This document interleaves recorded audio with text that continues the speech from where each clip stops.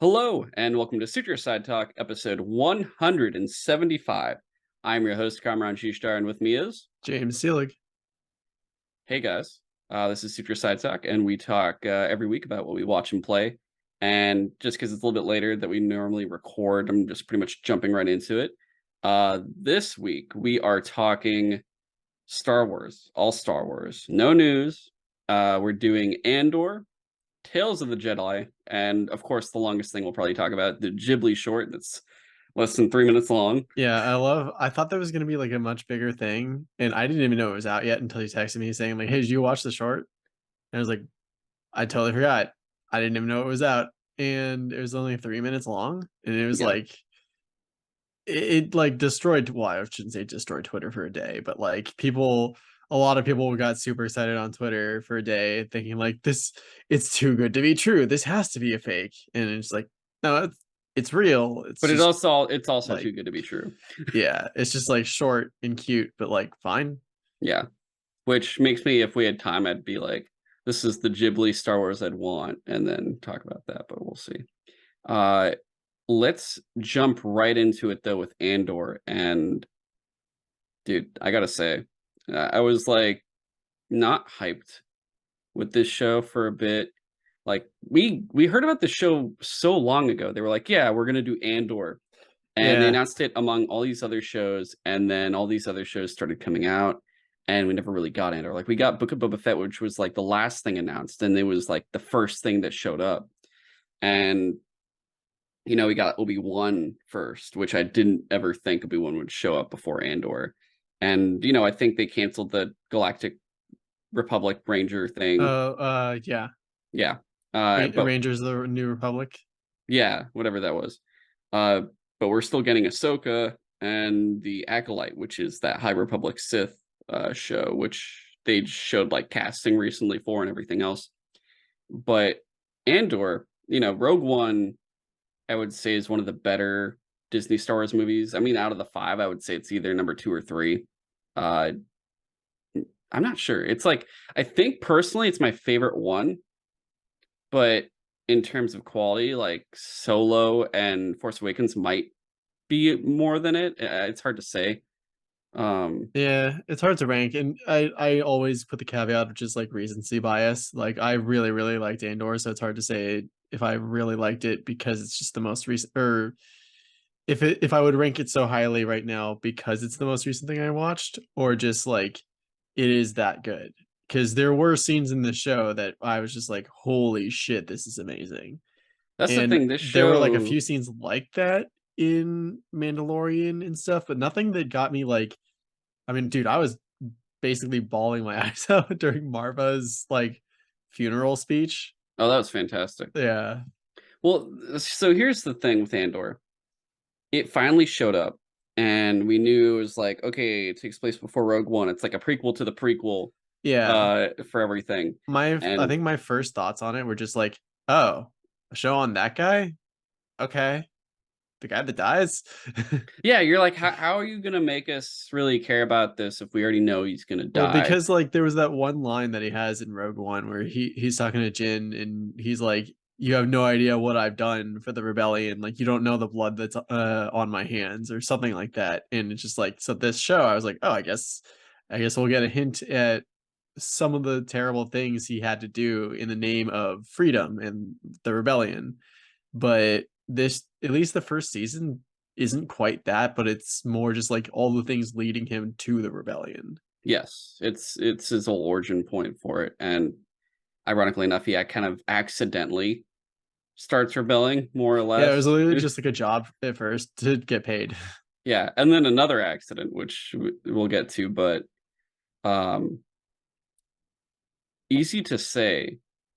Do we care? Why would we care about this guy when he already like dies in this movie we already saw? And then you watch this show, and I'm like, fuck, why does he have to die in that movie? Like, I don't want him to Yeah, die now. This show, it's gonna make that droid really sad.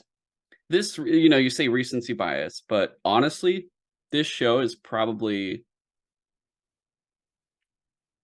I love Mandalorian. Mandalorian is really fucking good, but it's like it very much is having to do all of its stuff around all the other Star Wars stuff. Like it feels very much just in like, oh, you connect everything together and it feels really good and stuff, but you really have to connect everything together.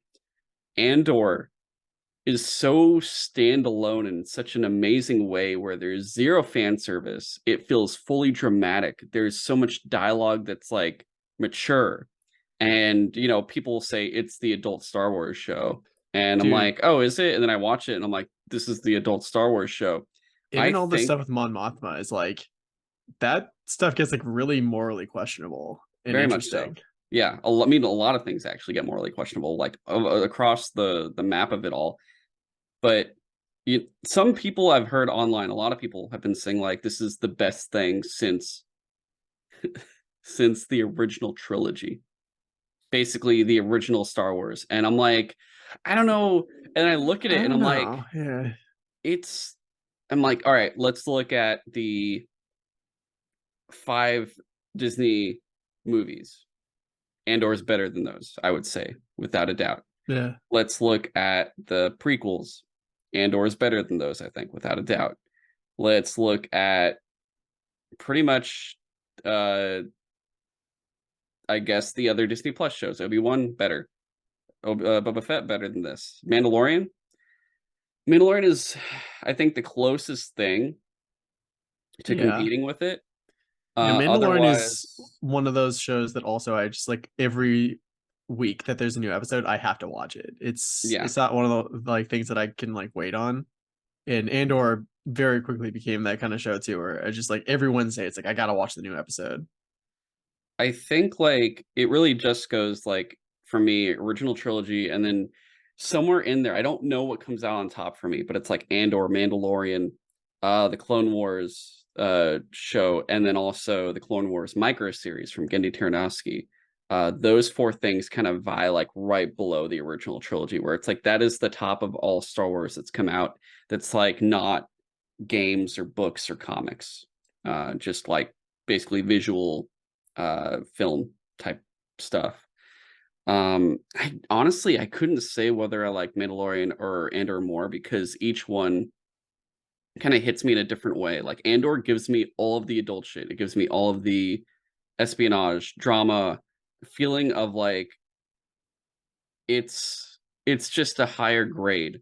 Whereas Mandalorian, it does, it gives you all the fanfare, but it also gives you the fucking awesome feeling of a Western. And I love Westerns. So it Yeah. really feels good in that sense. So it's hard to say what I like more. I just like them both a lot. And from what I've heard, it's weird. A lot of people are saying, like, oh, I've never watched Andor, or like it sounds like it's probably the least watched of all of the Star Wars shows so far. Yeah. Like I have heard that it's got like criminally low viewership right now somehow. I guess they just like a lot of people maybe had the same idea that I had when I first heard about it was just like, oh, that guy? Okay. And And what not like expecting too much out of it. yeah, and it's insane because like there's only one more season we'd get, and I would be devastated if we didn't get a season 2. And Yeah. I think like I don't think I'd ever want to, without at least getting paid or some form of trade, ever want to be like, yo, you guys should really like, I wouldn't want to sponsor like what would you call it? Like paid promotion of like a Disney thing. Yeah. Um, you know what I'm talking about? Like basically going like everyone has to go watch this, do this thing. You got Oh, to yeah. check out like go on social media and be like, go watch this thing. Like even if I like something from Disney, I never would like basically be like, hey, go watch this, da da da. And I'm like, it's Disney. They can make it all on their own. Like they have no need for Yeah, my they're help not to do hurting that for kind of thing. money. Nor should I waste my time to do that, especially without getting anything in return. It doesn't make any sense. Andor is like this one thing where I'm like, I kind of would do it. I wouldn't do it for Mandalorian, but I do it for Andor. And I'm like, because Andor just deserves so much more than what it's getting right now.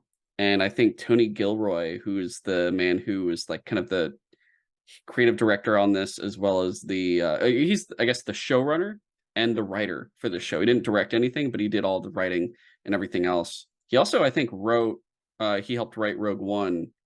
So he has like a big thing Mm. and all that. He did a fantastic job here, and it feels amazing everything that's shown there. And I will say there was like one podcast I listened to just about like the first 3 episodes from a different show that did talk about a couple things that I do want to reiterate here because it's just like, oh shit, I didn't even think about that. And it's like I think it's called Blast Point. It's a really cool show. I was actually hoping I'd be like, oh man, if I can contact them, either get them on for this show or if I could ever get them on our show in the future, I'd be so happy because these dudes are like, it's a very big Star Wars show, so they're not gonna like focus on anything else than Star Wars. So they're gonna be better probably than most people at talking about Star Wars if that's their main focus. Uh, but Andor itself, I guess, getting into the show, it's really good, obviously, but it covers so much of just one thing we forget, and I think we always forget it a lot, and we haven't been reminded of it since honestly the original trilogy, which is that the Empire are fascist people who are just like, dude, these are like Nazis in space, and we forget Yeah. that they're Nazis in space. And you're just like, yeah, the stormtroopers and all this shit and everything Well, else. And then you they watch they this and call you're it like, order, but we call it control. yeah. And you watch this show and you're like, I forgot that these guys are really bad. And you're reminding me very well of why they are space Nazis. And Yeah. it's just so well done how they personify it through using like, oh, here's a capital security group to here's not even like here's Imperial infantry because the stormtroopers are apparently actually like a higher grade of soldier, that they're not like the bottom tier of like when you see stormtroopers it means something serious, not like, oh, it's just a patrol. Like you see all the Imperial guard type dudes and they're just like, oh, here's some little like chest plate armor and a helmet and that's about it. And they're just kind of your standard force out there all over the place, whereas like, we're so used to stormtroopers because we're watching them in the actual war where it's a war being fought and not just like, oh, we're just not trying to maintain order and stuff. Like they Yeah. only get Not called the in when not the something security just, forces. yeah, they only show up when it's like either, oh shit, the riot's getting too crazy, or it's just an actual rebellion going on. So it really brought that to light, and I cracked up because like, they get made fun of a lot in A New Hope because they can't hit shit in like when, they're chasing Luke and them. But in this, you're like, "Oh, are they gonna do the same thing?" And they're like, "No." Each time one shoots someone, they're gonna fucking hit that person, and that person's dead. And I'm like, "Oh, fuck. Oh, oh shit, stormtroopers are really bad." It's crazy how well they do that. Uh, it's Cassian himself, though. He was not what I was expecting in the beginning. Like, we see him in Rogue It's just One. basically like a punk looking for ways to make money. Not even that. Well, we have that, but he's also looking for his sister who hasn't Oh seen yeah, I since. totally forgot about that. They Yeah. do it. Wow, that gets kind of dropped. I'm sure they'll get back to it, but like, yeah. Well, the whole thing is I Oh well, forget. no, he does have to. They kind of people keep trying to tell him like, forget about your sister. Like she's definitely dead. Like Yeah, there's no point looking for her anymore. which I think they will address more of in season 2. This show seems like it's very well organized to the point where they don't do something for nothing, Yeah, but they don't this show does not hesitate to kill someone you just started warming up to yeah. So on multiple occasions. one thing I want to mention real quick is like my favorite aspect of this show is probably just the character work. Like each character feels so fleshed out and just like important. Like even dude, I was so heartbroken when the old guy in Andor's crew in the prison has like a stroke and you can see him getting worse and worse throughout like all the shifts and you're just like, oh god, I hope he could just get through it. And then like he, collapses finally and they call in the doctor and the guy's like, oh, I'm just gonna euthanize him. Like, wait, what? But like you can't do anything. He's like, no, he's had a massive stroke. Like, even if I could help him, there's like not much there to save. And he's just like, basically, as the prison doctor, all he's allowed to do is basically just like euthanize people that are on the brink of death. Cause that's how little the Empire values life and just people that they're just like, we have the whole galaxy at our disposal. We could just find more prisoners to throw at this problem or at this machine. And so I was just like, even the old guy, I felt so heartbroken that he died, and just like the way it fed into oh god, Andy Serkis's character, just like that being the final straw that like we're not getting out of here, we need to do something. And just like that guy's whole story arc was interesting. And like, yeah, just seeing Andor go from like, I don't give a shit about any of this rebellion stuff, I have money, I'm gonna go and find someplace safe. And just like his mom, like, yeah, like over the course of this season, like granted it was like an 11 episode season, or 12. It was 12 was it 12 episodes. episode Sorry, yeah, I'm season? looking at the MDB just to see their names because it is. There's so many characters you can't even like go through all their names. You're just like, oh shit. And then like, yeah, even the weird dude who's like full on pro empire, pro, like the guy who's like, but this Andor guy killed two people, why should we just like let that go just because it's like not worth it? He killed two people. And like, even his arc of getting like fired from the security like force, and just get like having to go through his like weird passive aggressive mom like giving him shit every day Dude, that was funny as hell. and then like, he finally gets a job and she's like, oh my boy, I'm so proud of you. She would always do like a weird 180 all the time. Yeah. Like she'd be like, "Oh my god, I love you so much. You know, you should have listened to me. You should have listened." And you're just like, And "Oh my she god." basically is just like the kind of mom who's like, I raised you, so what do I get out of this? Like you owe me or Yeah, I whatever. think the old dude's name was Olaf. Also, I'm trying to look and Mm. see like all the dudes in the prison.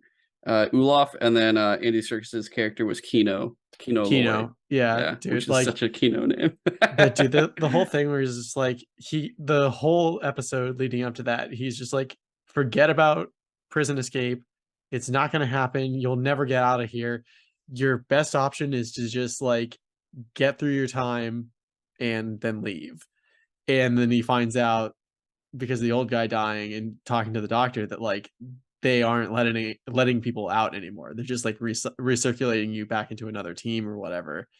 And he's just like, just the way they ended that episode, where it's just like he finally tells Andor like there's like 12 or more guards per floor, and it's just like he finally gives in and gives him some information to, it's like the a little hint that like, okay, he's turned now, like he's on Yeah, Andor's side. Like I love that. everything about like I mean that's what there's so much just in the prison arc that's going on. Yeah. You feel so much, which you know I guess we'll just hit it now. Sorry guys, it's gonna be a little bit out of order in certain spots just because I feel like we could go by location if anything, and then like Yeah, there's there's definitely like like distinct arcs in like storylines for like Varix from like the starting planet that they keep going back to, then like the ISB people. Yeah. plus the Mon Mothma alone has her own stuff going on. Yeah. You have Dude, I can't believe she's like throwing her husband under the bus. Maybe. I mean he seems like a Fuck piece that of guy though. honestly, he seems like he'd rat her out to the Empire anyway. He Honestly, definitely like would. he Yeah, doesn't seem absolutely. like anyone who really cares about anything else besides probably furthering his own personal whatever the hell he wants to do.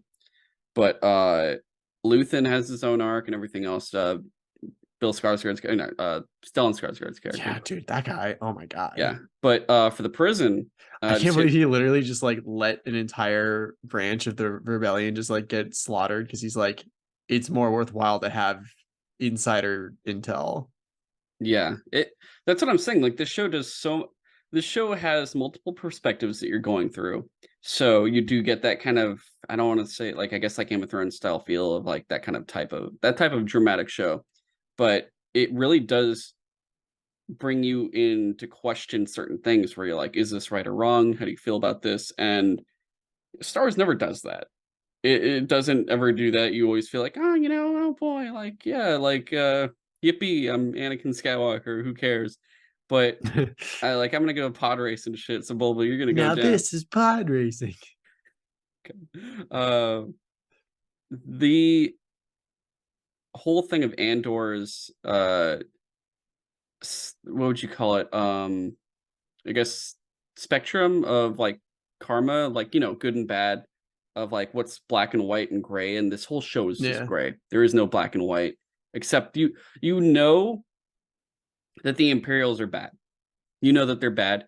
You can even see the way they work. They give you this feeling of like they don't look good. Like they even if the person looks well kept, they look very fancy. They look like just the whole thing of like the Nazis had dope uniforms, and it's like yeah, these guys also have really nice like awesome uniforms, and you're just like oh okay, but then you look at them and you're like I don't like these people. Like you don't get any sense of enjoyment from them. You definitely feel like a discomfort of watching them because they don't smile, and anytime they talk you feel that sense of superiority where they're talking down about whoever they're Yeah, trying it's all to. ranks and stuff.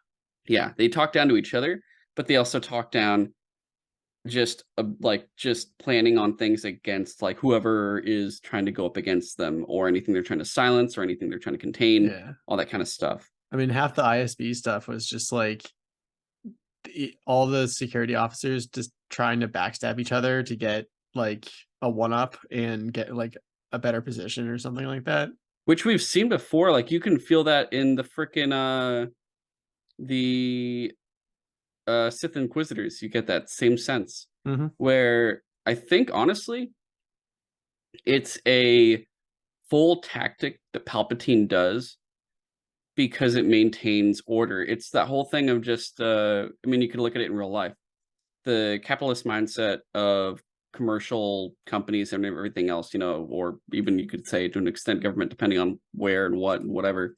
But they want you occupied with something so you don't focus on the big issues or look at like the cracks that are forming and it's all ignored. Well, those above you profit and everything else. For the Empire here with Palpatine, he's like, he starts off, oh, how do I start this? Oh, I know. I'm going to do a giant fucking war between the Separatists and the Republic and have them play Yeah, against each other. like a massive game of misdirection. Yeah, and he uses that to his advantage where everyone loses except him. He forms an empire, uses like everything to really just solidify himself. And now that he's established this empire, you have all these people under him. And instead of focus or even to think against the empire or think what's wrong with it or think what's wrong with him, he's just like, I want you all to be occupied with each other, compete with each other.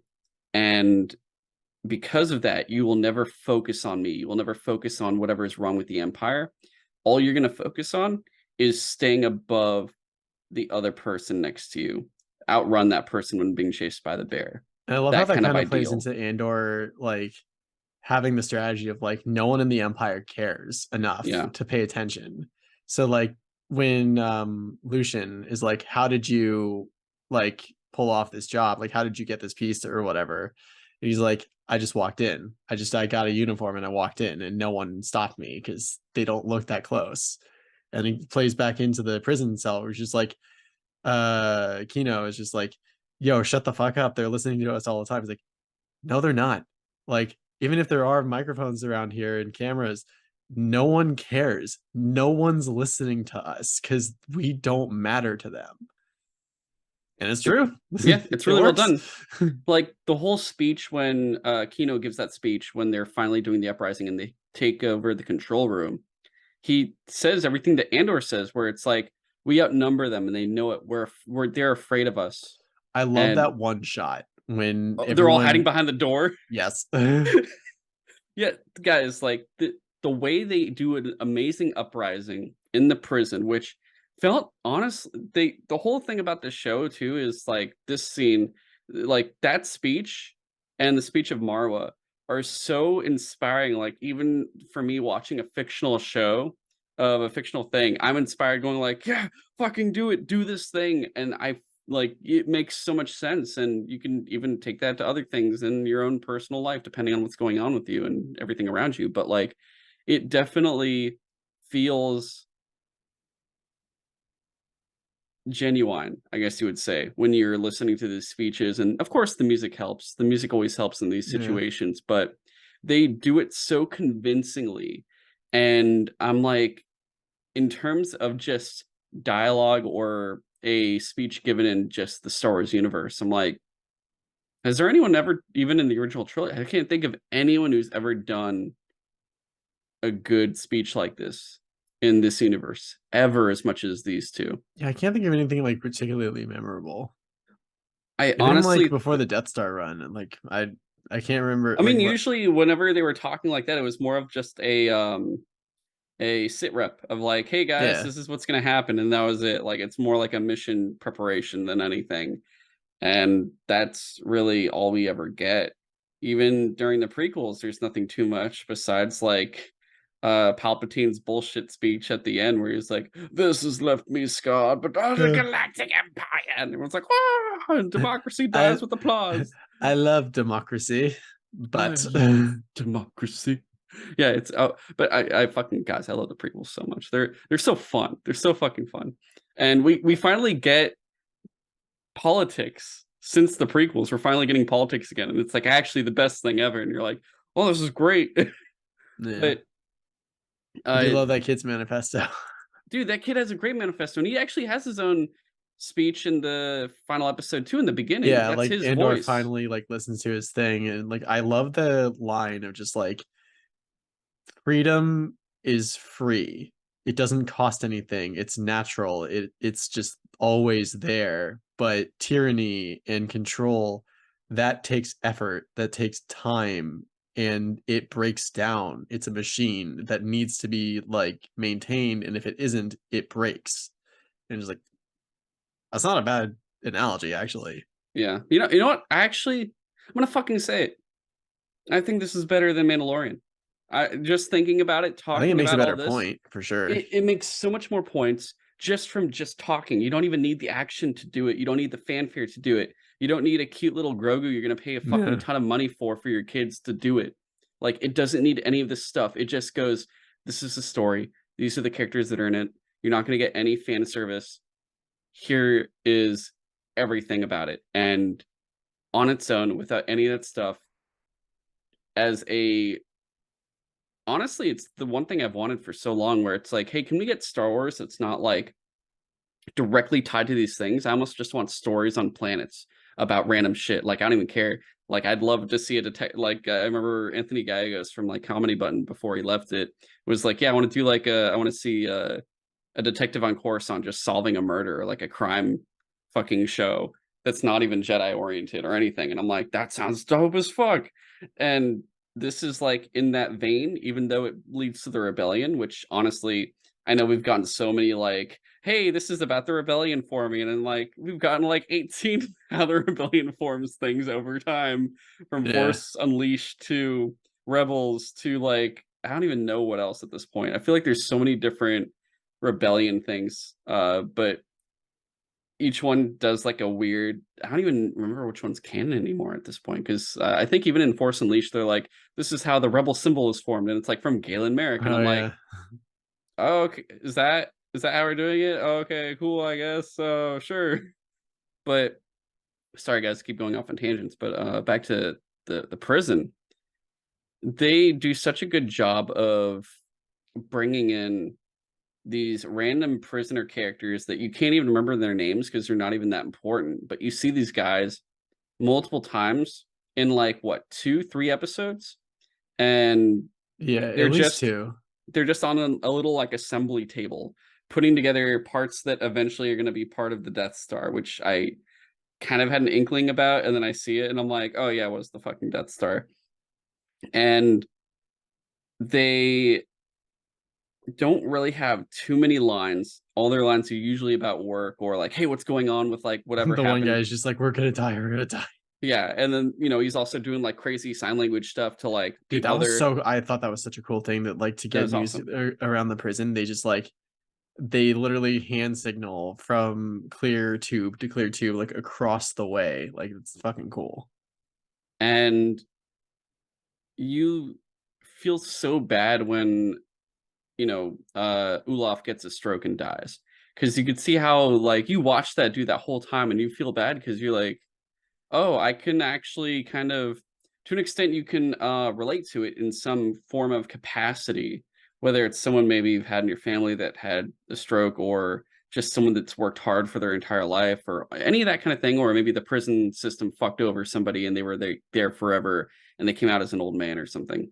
But there's all these things you can relate to, and then like you see him get a stroke and die. You see, I forget what his name was, the red-haired dude gets shot during the uprising and just dies, and you're like, oh my god, he's fucking dead. And you're like, oh crap. I say this a lot in this show now because people, they kind of build up subtly. Like you don't really know too much about them. You just know, oh, Cassian like basically knows them from just living on this planet to, oh, well, they've been prisoners together and everything else, but they just are gone. They're cut off so quickly and you don't expect it. And I think that's this kind of thing where it doesn't hold your hand at all. It just throws you in, and whoever comes out, and you just have to assume what happens to someone else. Otherwise, maybe you don't know what happened to another character, and you're like, what happened? It's like, that's how life is, man. You're not always gonna know, and you'll always wonder, but that's just how it goes.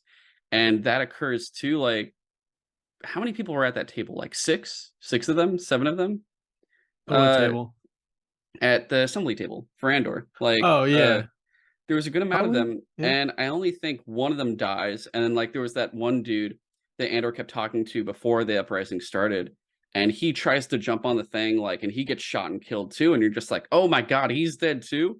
And you don't know, like, the dude who did all the signaling, you don't know if he made it o like, he jumped off to go You don't know swim. if Kino did, because like, the last thing you hear from him is like, "I I don't was know how gonna to swim." that was the thing that I was gonna get to the, like, but the other dude, like, the signaler, he jumps off in the water along with, like, I think 1 or 2 other guys got off. I think one other guy besides him got off, and they swim, but you don't see them. You just see the one guy from the table that made it out with Andor, and he does make it out, and he's like, "I'm gonna go, we have to tell everyone about this," which Yeah. in and Even of if we're the its only ones that made it out, we people need to know what happened here. yeah, and then, yeah, with, Kino, he's like, "I can't swim," and Andor's like, "Wait, what happened?" And then he gets pushed off, and you never see Kino again, and you're just like, does he jump off and people help him get Honestly, if I was across, him, I'd or probably rather die free than, yeah, like, just or be is he like, stuck because there literally, if and you go back in that prison, you're never leaving I mean, no, they're just gonna kill him. or kill him, Uh, yeah, so either way. Because yeah, so you don't know what happened to him, and it's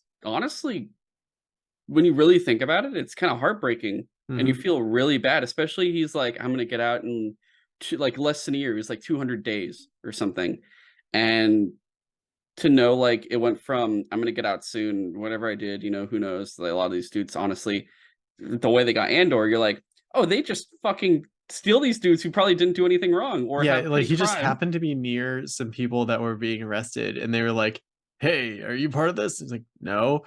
You're probably a liar." Yeah, he didn't care, that's the thing, they don't care, and, And who he got knows what sentenced to, happened with like, 5 Kino. years? 6. It was 6 6? years, and it was just like, "Oh, yeah, they made it longer than it used to be," and just like, "What the fuck?" His But trial was, like, 2 minutes of the judge just being like, "This is what you're accused of. Here's your jail sentence." Like, yeah, "What?" and for Kino, it's like, you know he went through all that, he's almost done, then finds out it's all a lie, helps free everybody and inspires everyone to rise up, and then gets to the escape, and it's like, did he make it out? Did he even jump off? And it's just, yeah, it's that unknown of just like, fuck, I can't believe it. And that's how I think that's what I mean, like, by how mature the show is, where you don't, you're just not going to know. And it's disheartening, but it's also real. And that's why it's so good. Whereas, Yeah. like, in your average Star Wars show, everyone's going to come back no matter what. They're going to tell you what happened. They'll be like, oh, look, he's here this whole time. And blah, blah, Fucking blah. And you're like, episode oh, 9. No yeah. one's But ever really gone. Like, th- what? yeah, that's episode. Yeah. Yeah. I love the one where everyone's like, no one's ever really gone. You look in the sky and someone photoshopped Harambe into it. And I'm like, yeah, it's the monkey. It's the gorilla. Nah, I just love the red letter media thing. We're just like, "Don't worry, no one's ever really gone," and it just shows, like, everyone that's ever died in, like, the rest of the series. Oh, God. That's Uh, so many people. Uh, Otherwise, the prison itself was really enjoyable because you see Andor, you see Cassian without any relation to Luthen or any of the other rebels, or like I guess they're not even like sort of rebels. They're like just troublemakers at this point. Like he causes a full uprising of a prison, and one, it helps remind people that the Empire is afraid of them, and it's so fragile, the hold they have on them, depending on what's going on, especially because it's like, they're trying to be all over the galaxy. They can't even like control everything for forever if you keep like thinking of against them and figuring out ways to stop them. But also they're in a way sabotaging the Death Star, at least for a little bit, like delaying its production True. and completion. And who knows? Like when you really think about it, you're like, do you think if they had gotten it on sooner, would worse shit have happened if they didn't do this uprising to just like delay everything at that point? Like who knows what extra thing could have happened Yeah, I if didn't you even just think of moved that. everything up like a couple months sooner. But it's just interesting to think that. Other than that, um that's like the prison, I guess. Did you have anything else in the prison itself besides like the uniforms were dope? I like the uniforms.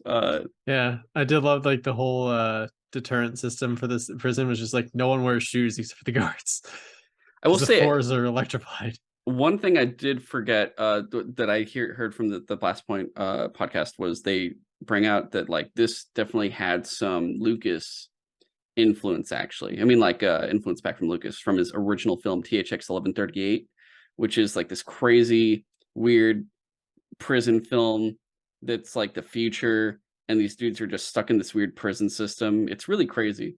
Interesting. Well, it's like it's not a full prison system, but it gets to that point later on. And a lot of it actually feels like that. So you do feel like Tony Gilroy looked at THX and was like, "Oh, we can incorporate this in the best way possible." And the average person wouldn't know that. I would not have known that if those dudes didn't point it out on that show. So it was really interesting once they connected that, and I thought about it because I have watched that movie, THX 1138, guys. It's George Lucas's original film. It makes so much sense, and it is crazy how accurate that probably is. Just like, I mean, when you look at Boba Fett really fast, the speed bikes from remember the millennials and their speed bikes? Yeah. Uh, Apparently that was like a homage to American Graffiti because George Lucas liked all the crazy cars and all the different colors and everything else like that. Interesting. So, you can feel these weird Lucas homages that you don't think you feel like it's people that appreciate Lucas. Like I'm sure Tony Gilroy appreciates him. Dave Filoni definitely appreciates him, but you don't expect it from like higher up Disney people and Kathleen Kennedy and that kind of stuff. Like you definitely feel like this love for the old stuff he did from the people that are really like into it, and you could definitely tell because those are usually the top quality things we've gotten so far. Are the people that actually follow Lucas pretty good, and uh that's done. I guess Mon Mothma, you want to hit up next? Sure. Mon Mothma, I was not expecting to be this heavy into the show, but I mean, I know when, she was important to the rebellion because she's basically one of the major leaders later. yeah, she's one of the two, because the whole thing is like, if you guys didn't know, like she's one of the three senators that didn't like the Empire becoming the Republic becoming the Empire, and like didn't like a lot of the stuff Palpatine was doing, and among her was Bail Organa of Alderaan, and Amidala of freaking Naboo. Yeah. And we saw what happened to one of them. And the other two started the rebellion. They were like two of the heads, Organa and Mon Mothma. And we see Organa dies in Alderaan during the first Death Star Yeah. in the original movie. You don't see him ever, but you like find out and you're like, oh, he's dead. But Mon Mothma is the only one that remains at the end. Like she's there in Return of the Jedi and everything else. I think that's the only movie she's in from the trilogy. But you find out like, oh, she's very important throughout everything. And Like she's basically the one trying to fund at least Lucian's yeah, and you're section just of kind of the like, rebellion. how does this start? And you're seeing how it starts with her because you just know, oh, we oppose what they're doing with the Empire and like the Clone Wars cartoon and stuff, and that's about it. And now you're here and you're like, Oh, okay. Now we're finally seeing what's going on in her relationship with Luthen is like, I'm funding these little like splinter cell, not splinter cell, but like special cell operations Yeah. to do stuff against the Empire. But she's also thinking like, we're gonna do some small stuff. And once the rebel attack happens, that's really big in the I guess like the four Yeah, when they episodes like four robbed through six. Aldani? Was it Aldani? I think it's Aldana. Yeah, they do the heist. Yeah. She's like, "Oh my god!" Like, what did you do? She's And like, he's "Holy like, shit, was that you?" Like, yeah. What did you think I was gonna do? "Yeah." It's like, remember, this isn't like play. This isn't pretend. We're doing something real here. We're gonna do some Yeah. crazy shit. You better get with the program. Otherwise, like, what are you doing here? Like, what's the point of anything we're doing? And they pretty much like go through and show us her whole background. Like, she's from Chandrila. Honestly, the main reason I know she's from Chandrila was the Rogue Squadron game from N64 when there's a mission on Chandrila and you're like, oh, it's Mon Mothma's Oh, home. And I'm I like, totally forgot about wow. that. Yeah. And it's like a pretty cool white city and stuff. But like, I think there's Imperial Walkers there too. I think that's a Snowspeeder episode. I can't remember. Or Snowspeeder mission. It was either X-Wing or Snowspeeder. But you see her in every aspect from her marriage with her husband, who is a piece of shit, Yeah. and it's an arranged marriage. Like Chandrillans have arranged marriages that they're trying to stop that tradition from happening. And then you have her daughter, who is a big traditionalist, because I guess like it's that whole thing of youth rebellion in a way Yeah. where you do the opposite of your parents. So maybe your parents are more liberal, you're going to be more Yeah, she's conservative, like, and "Fuck you, mom. I want an arranged marriage." yeah, and it's just kind of like you don't we don't normally hear that, but okay. Mm. And I think like ironically enough, I saw that only during what's it called? Man in High Castle, when you see like the daughters of the main Nazi dude, the American Nazi dude, like one of them is like much more I don't like the Nazi America shit, and the other is just like super fucking indoctrinated to the point where she's like, I'd turn in my own sister if I need to, and I kind of want to. And you're like, oh, that's horrifying.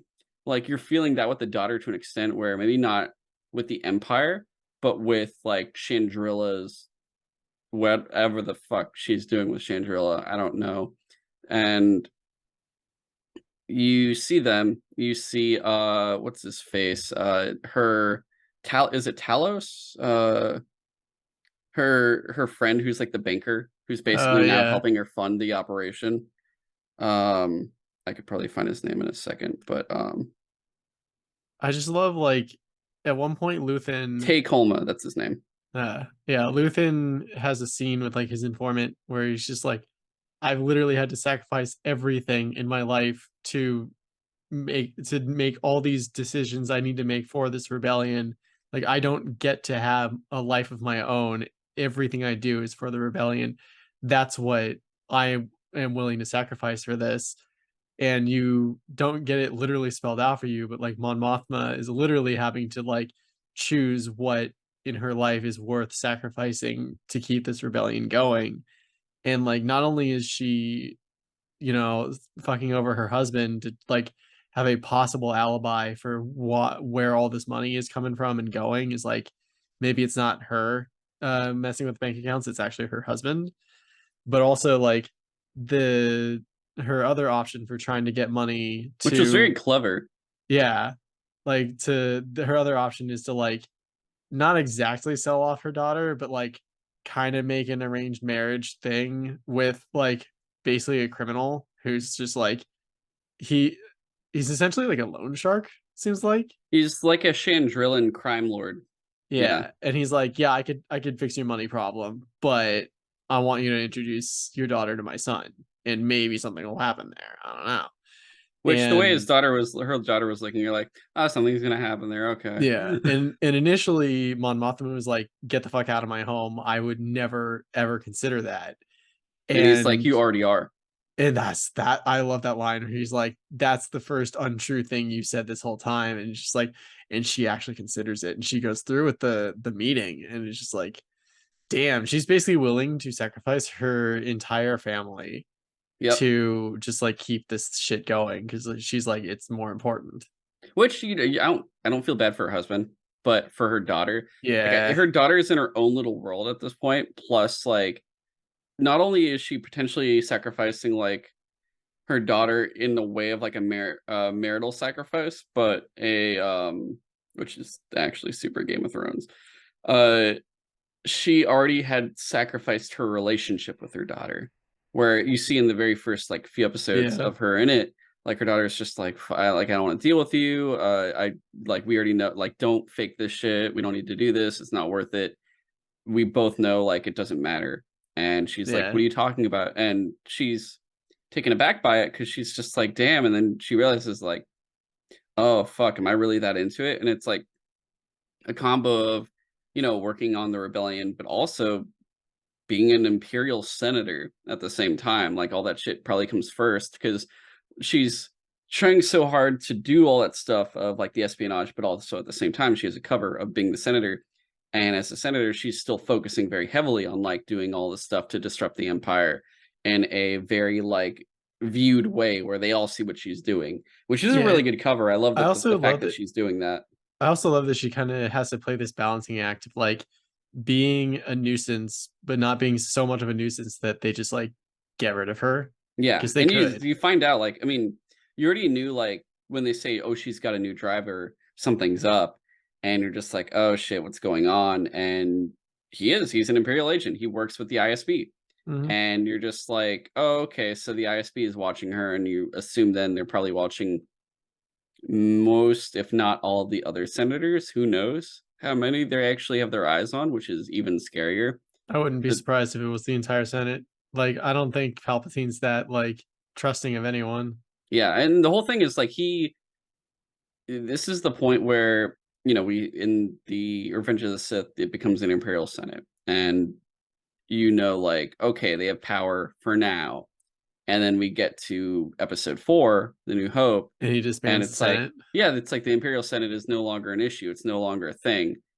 We have full control now, and you're just like, oh, okay. You don't think anything of it then, but you're watching Andor now, and you're thinking about it, and you're like, piece by piece they're dismantling it of like first it's like surveillance, and then it's going to just be like how do we get something on each senator to now have them in our own pocket, of now they have to do what we say, to eventually just going, none of this is even necessary because we don't even care about you guys either. That's the whole thing of like even the Senate becomes like the everyday person of you don't matter, we don't care what happens to you, because at the end you're not the ones that are even going to make the decisions.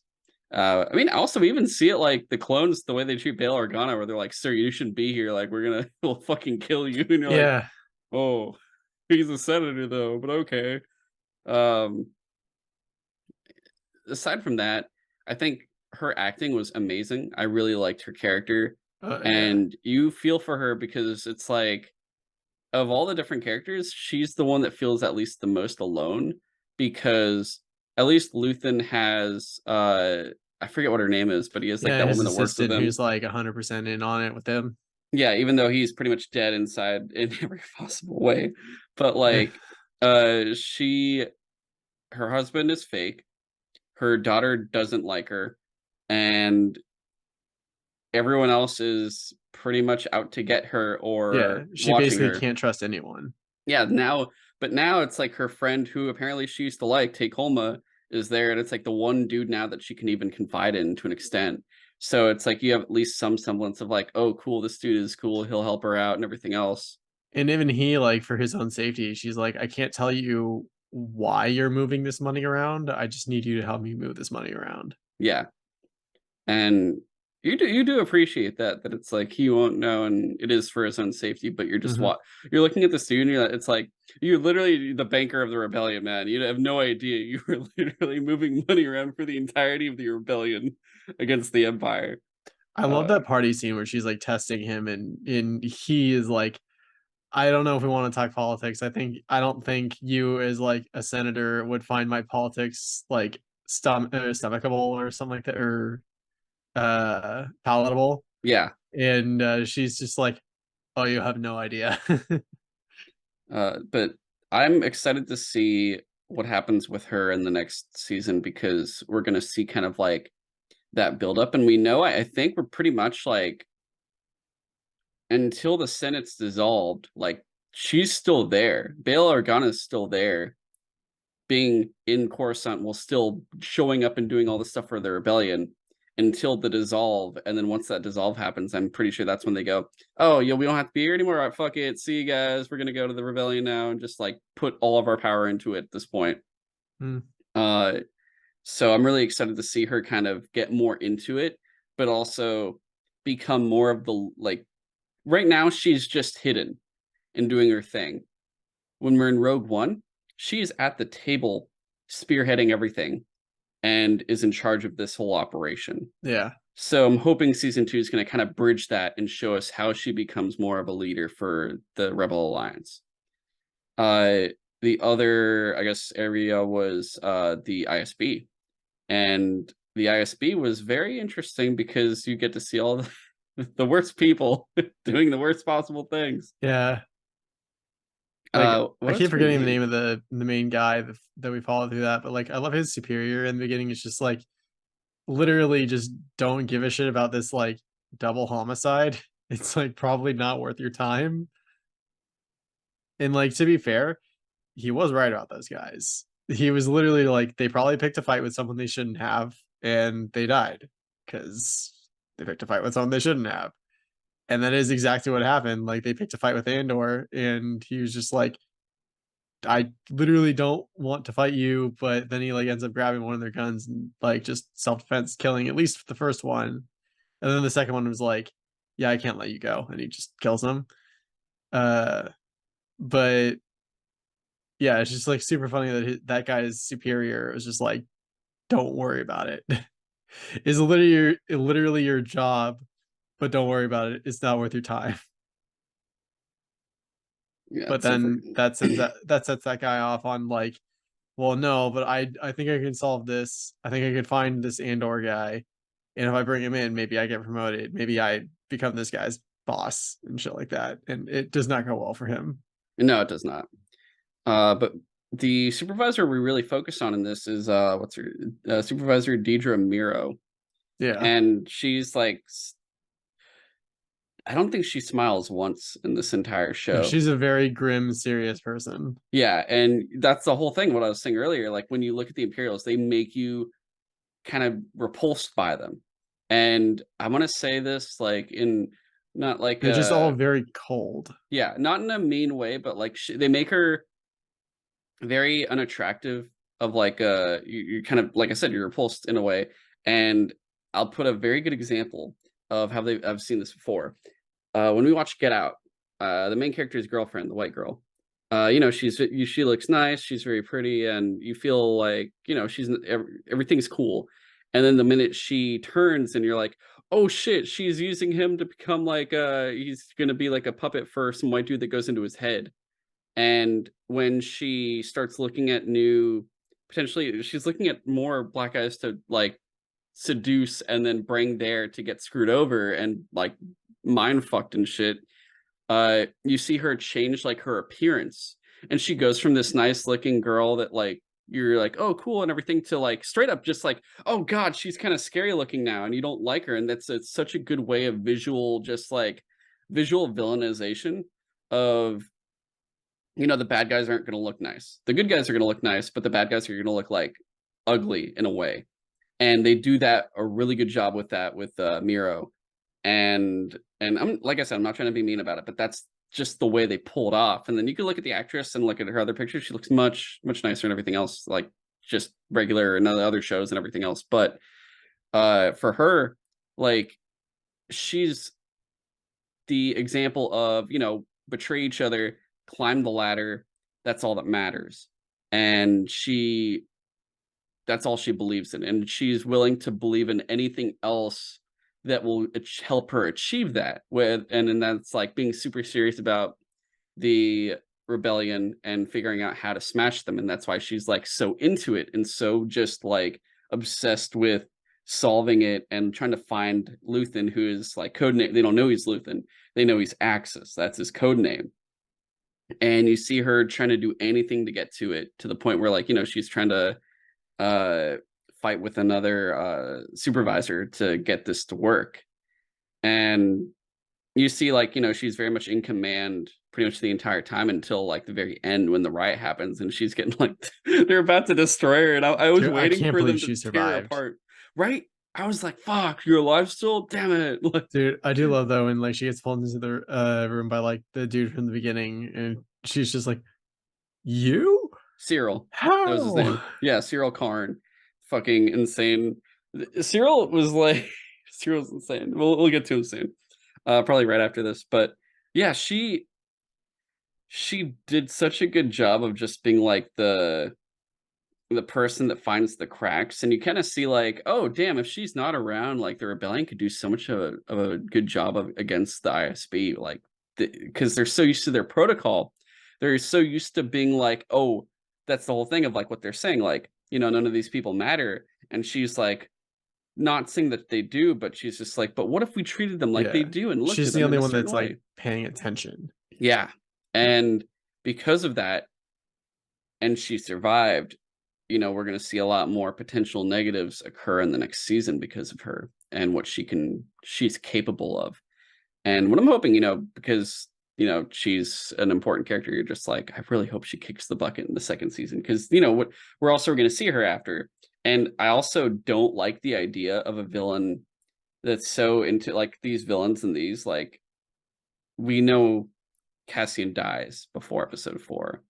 I would be so just sad to know that all of these evil people outlive him and make it past that period. I'd just Yeah, be that like, would suck. fuck, that would suck so badly. But I also see it as something realistic that could occur for some of them, maybe. But who knows what's gonna exactly happen here. But otherwise, she was cool.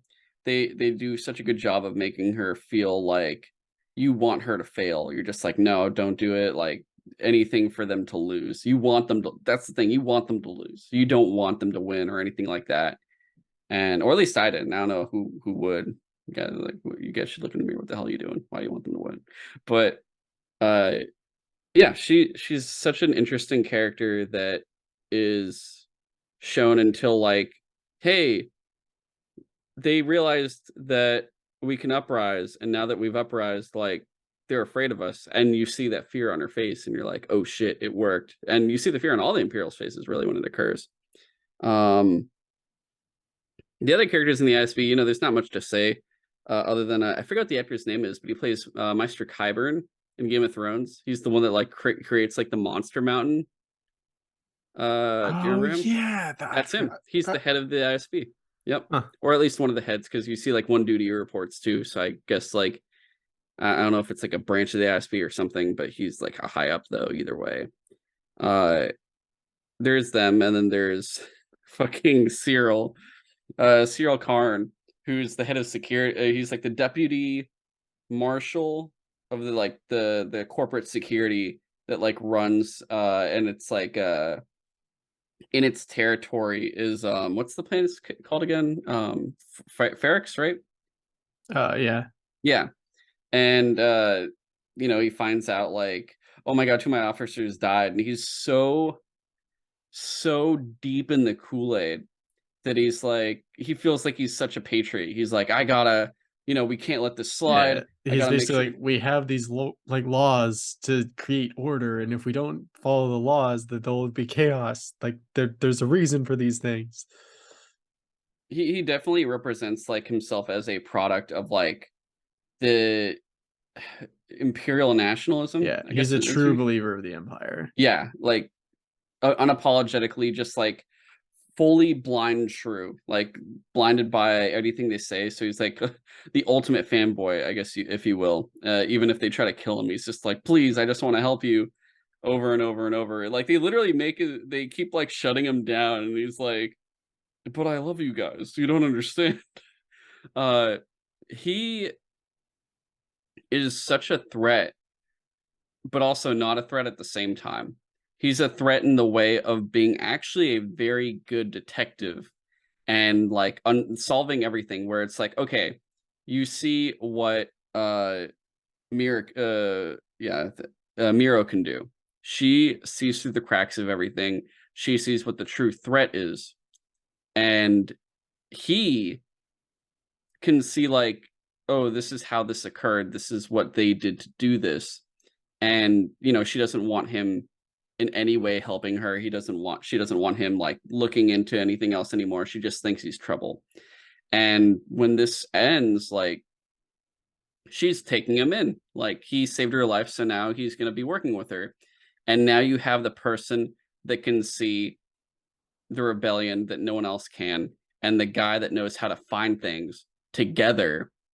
And that's going to be such a threat in the next season, that they're pretty much going to be this insane duo that probably will unearth so much shit, and you're just like, oh god, this is going to be really bad.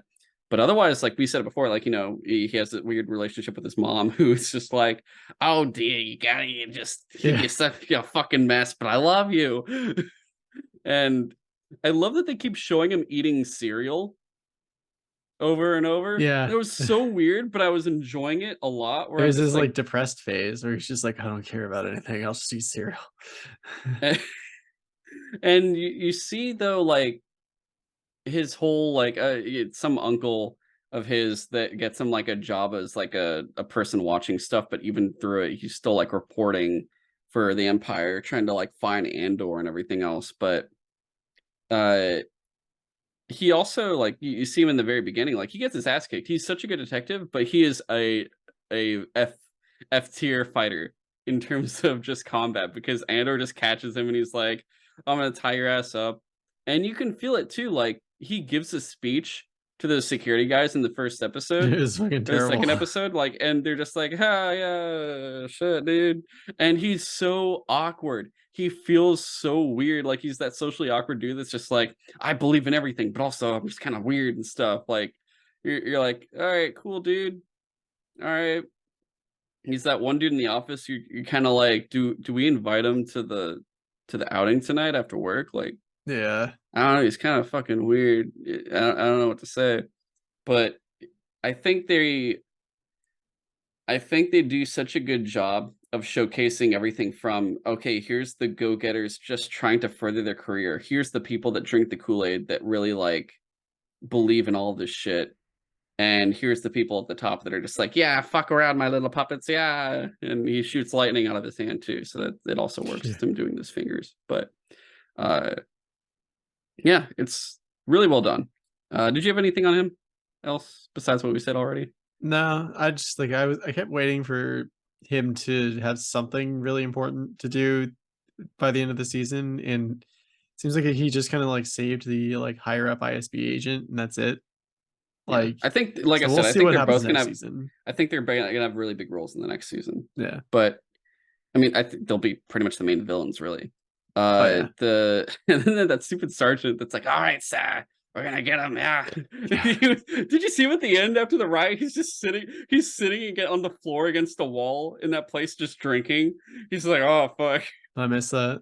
Yeah, because the whole thing, like, he didn't do anything. He just showed up with them on Ferrix, and then once all the rioting shit happens, he's just sitting against the wall. He's sitting on the floor against the wall, just like drinking from a flask. And I'm like, oh, okay, yeah, that seems about right. Hmm. But the other, the last really big spot was Luthen as a standalone character. And you already said the big thing of like, he has already lost everything. He's sacrificed everything he has to give except his own actual life in terms of like his physical life, but Yeah. otherwise like his His happiness. public persona is basically like a complete lie. Yeah, kind of like Batman. But like, Yeah. he has no relationships really. It's all for the cause. There is nothing left of him except the cause. So he is literally given everything to the cause. And you get that when he talks to that one dude who you find out is part of the ISB, and you're like, oh shit, I wasn't you're expecting it to be him, yeah, I'm too. like, you're a very important guy. And I hope he doesn't get caught now in the next season. I'm just like, shit, this dude's really, I feel like he's got a kid. Like, I don't Yeah, I want love that this. scene where he's like, I have a family now. I don't wanna do this anymore. It's too dangerous." And Luthen's just like, you're too important to let go, and you're too important to kill, so." And he's also like, I mean, honestly, he's like, your family should be why you're doing this at the Yeah. same time. Uh I think my favorite scene for like my two favorite scenes from him was one his when he talks to him and tells him like all of his sacrifices, but two was after he rescues Cassian and he's going back to Coruscant, and you see like the music's playing with him in his ship alone, and he starts like putting on the fake hair that's longer and everything else, and he's like acting out everything. Like Yeah. that felt really, I don't know, there was something about it where it's He's just like, literally putting a mask on. yeah, it was so eloquent the way they do it, but they do it in such a way where the music's making it feel sad when he's doing it, and there's some form of sorrow, and they're just like, damn, dude, I feel bad just because it's like, yeah, this dude, this is it, this is everything for him. And the fact that, you know, we don't see him in Rogue One, we don't see him in probably honestly any of the comics for Star Wars that like takes place between 4 and 5, that like gets more into the rebels themselves and shows more of them, so you can kind of assume what his fate's going to be in the second season. You can assume that Axis is probably going to die or get captured, one of the two, but more likely die, because I don't see him being someone they'd keep alive, or he doesn't seem like someone he would let himself be taken alive. I guess that makes more sense because he knows how much information he has, and he's like, nah, I think I'll just die instead of letting them like get the satisfaction of getting any information and help. I don't want to help them in any way possible. Yeah. Uh, but like I said, Stellan Skarsgård does such a freaking good job with that. Like he's such a good actor. Uh, I think honestly, this is my favorite role of his so far, because we've seen it. You know, he's in like Thor. He's fucking Worm Man and Dune. He's like coming out of the. He's the head It's of hard to that. say because like I really liked his character in Chernobyl, but I haven't seen Chernobyl, so yeah. I can't say anything on that yet. But I do really love though the way him and Mon Mothma talk, where they're able to still like get everything across that they need to talk about while still being like, would you like to buy this artifact? It's from blah blah blah and shit like Yeah. that. Like it's full protocol that they go through. And Mon Mothma's like cousin shows up at one point, and Luthen's assistant's like, you really fucking suck at this. Like, could you please just stay in character? Like, I don't Yeah. want to deal with your bullshit. You're gonna get us fucking killed. Like, even if no one's around, I don't trust anything. We don't trust anything. Something could be bugged. We're always gonna be like on point of being aware of what we're doing. But also, I like what the assistant does, because not only that, I'm just like doing it in general, but she doesn't afford any way of breaking character because she doesn't want to ever lax. And that could be her doing in the future. So she stays in character, all of that, because she'd rather stay always on point than Yeah. create any sense of lax of risk. And I really like that. I think that's why this show is so intricate. They do such a good job of detail without showing you, without shoving in your face. They just treat you like someone they think will understand what's going on if you do. And just as like the fucking aliens, the aliens will speak an alien language. There's no subtitles for it, and you just have to like, you're like kind of piecing it together. Of just like anytime you'd see someone else talk in a foreign language, you're just kind of like, I kind of see what they're doing, so I think I know what they're talking about in that sense. I don't know word for word what they're saying, but at least I get what they're probably discussing at the very least. So that was another great aspect of that show. Anything else on Luthen and like, I guess like that whole area? No. Okay. I think the only two other parts is really just the heist and Ferrix and Andor himself. The heist itself, dude, I really liked the way they are so distrusting of Cassian in the beginning. They're just like, fuck no, Yeah. this is too much. Well, I can see that like with the stakes at play, like especially with like how Luthien doesn't trust like anyone. Like I could understand how like all of a sudden right before a job, like another guy shows up and you're just like, we've been planning this for a while. Why do we need another guy? And whoever is he? Like, can we trust him? Like, what if he's a plan from the Empire? Like, what if this all goes wrong? Yeah. And you learn like each one has like a specific reason of being there. Like one I guess like the more notable ones is I'm trying to find their, sorry guys, it's like hard to The remember dude all their whose names. brother's farm was like destroyed because the Empire like just didn't give a shit. or Was whatever, his name was like Skeeve, right? something like that. Yeah. And he turns out it was all a lie, and it was just for he just wants money. Well, I don't think it was a lie. I think he was just like my brother did die or whatever, but like it's not worth me risking my life just to like, like I think, what do you say, like 40 million credits is worth forgetting about you or something like that. Yeah. That's what yeah. And just like I was not expecting Andor to just immediately kill him. Because like he did just take his cut and leave. But he's He did. also just like for some reason he's just like, I can't let this guy live either. Because he knew like he'd screwed them over, and he didn't want like there was the sense of honor where he's like, I can't let them get screwed over because this one dude, and he's freaking getting operated on. What's his face with the what was this book called again? The manifesto? Yeah, the manifest. I couldn't remember. Sorry.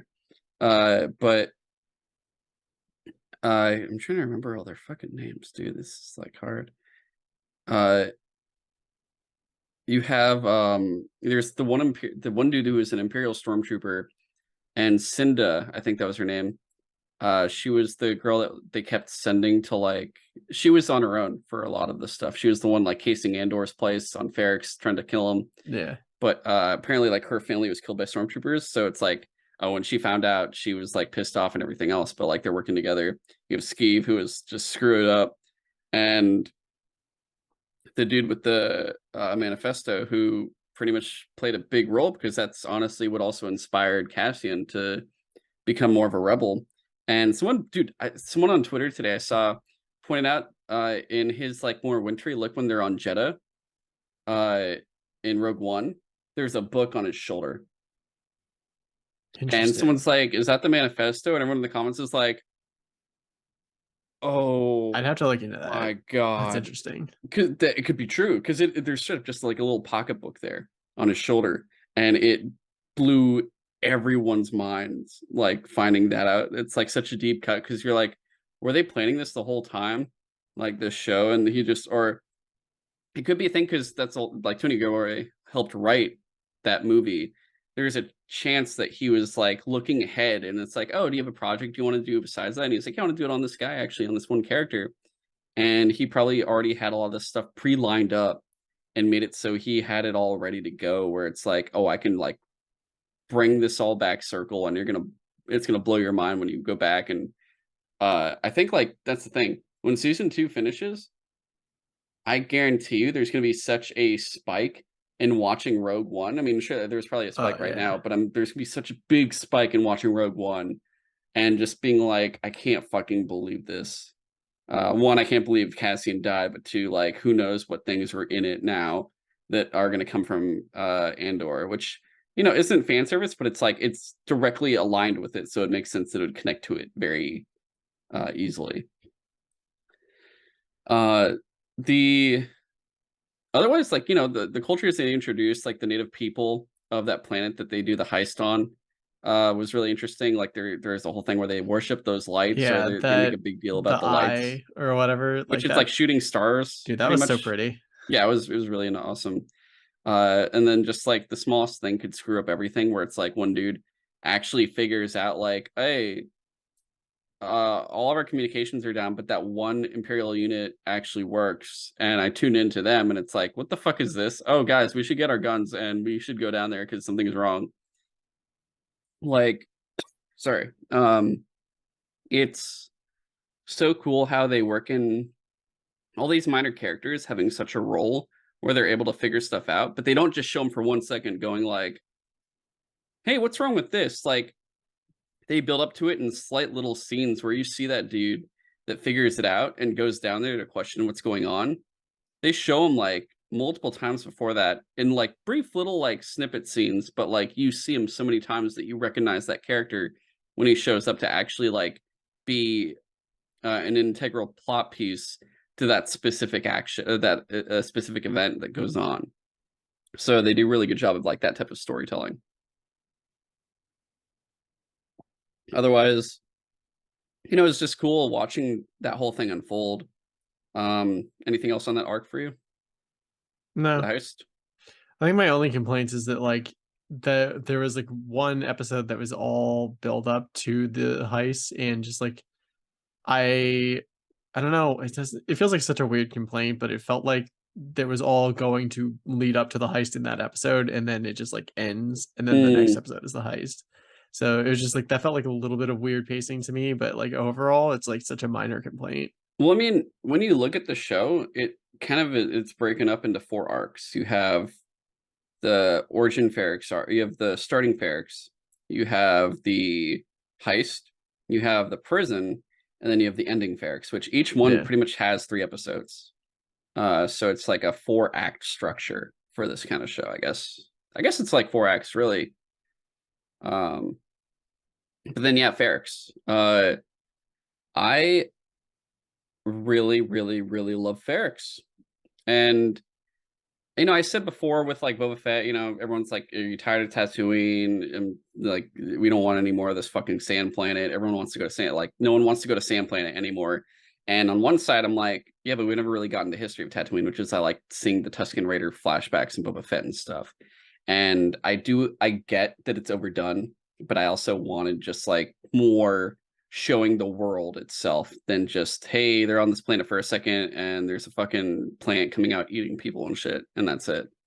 Uh Ferrex, though, they do such a good job, and they remind you like there could be a no-name planet that doesn't even have anything really special about it in terms of like look. Like the Ferrex just looks like a downtrodden fucking place with like people that are just doing their thing to make their ends meet of the week for themselves. But otherwise, like there's nothing other than that to it until you get to the people.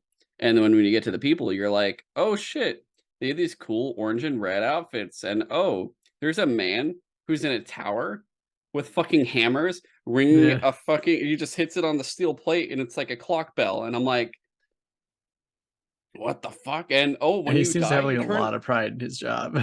when you die, you turn into a brick and you're put into the That's fucking foundations. And I'm like, that's the coolest thing what is the like if fuck? you are like a big enough part of the community that you are like remembered, they like process your remains into a brick and then keep you as like part of the literal foundation of the city. And like I love that scene where Andor comes back to see Marva's funeral, and he like goes up to a specific brick, and it's like the other guy that like His saved father him, figure. Yeah. yeah, from the planet. And just like, so like he had a brick there. It's like there's so, and like the way Marva described, like it's the literal history of their people that you can see and touch and like remember who came before.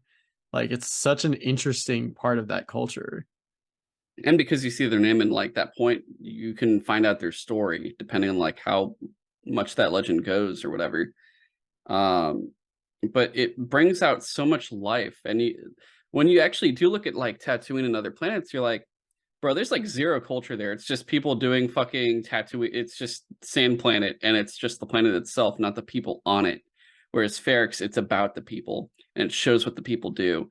And it's just kind of like it doesn't matter what planet you're on, as long as these people are the ones that make the world come alive, and literally that world comes alive. Like you feel why it's so special, or why this show's so good at showing it, because for like pretty much like, I mean, would you agree with me? Like majority of the planets we ever see in Star Wars, it's more about the planet's landscape, and you kind of get a little bit maybe of like the people on it, but otherwise, like unless it's a specific alien race, there's nothing really important about it. But this one, it's like, oh, here's a prison, and here's everything about this prison. There's nothing about like its appearance or anything, but it's like, hey, this is what happens, this is what they do, this is how they practice it, and you're just like, oh my god, this is an insane prison that's so unique. Planet, same thing. The people are so freaking unique, and the freaking the planet with the heist. Those people are incredibly unique, and it's just some weird like it looks just like a Scottish more like countryside place, but you're just kind of like, oh okay. And then you see the people, and they're the way they're dressed, the way they talk, the way they worship shit, and the way they usually traditionally do this type of walk. Like you're just like, holy shit, they're really like showing you different cultures of different planets and really bringing that to life Yeah. and making it so. The planets don't even matter too much about it, and I love that they do this. It's so powerful how they pull that off. No, like a perfect example is like in the original trilogy, you've got like Hoth and Yavin. Like they're really cool settings, but we get like literally nothing about either of those settings.